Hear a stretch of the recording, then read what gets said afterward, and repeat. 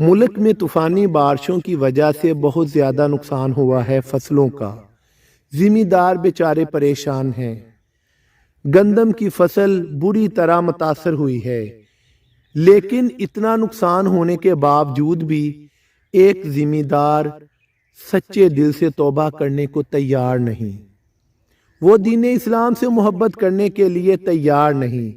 اس کا اتنا نقصان ہوا ہے، اس کی گندم کی فصل زمین کے ساتھ لگ چکی ہے، اور اس کی وجہ سے گندم کی فصل کا وزن وہ کم ہو چکا ہے۔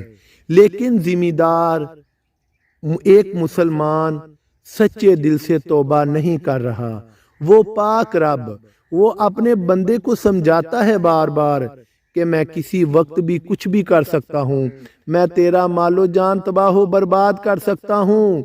اے میرے بندے سمجھ جا، اے میرے بندے ایک دن تو نے میرے پاس ہی آنا ہے، تو کیوں نہ تیرے پاس نیک اعمال ہوں، تیرے پاس ایسے کام کیے ہوئے موجود ہوں جن کی وجہ سے تیری بخشش ہو سکے۔ لیکن آج ہم مال و جان، دنیا کی زینت، دنیا کی خوبصورتی، اس سے محبت کر رہے ہیں۔ ہمیں صرف مال چاہیے، ہمیں دنیا کی محبت چاہیے، لیکن کب تک؟ ایک دن مر جانا ہے۔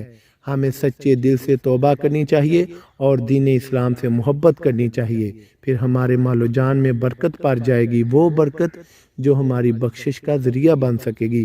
ہمیں سچے دل سے توبہ کرنی چاہیے۔ السلام علیکم۔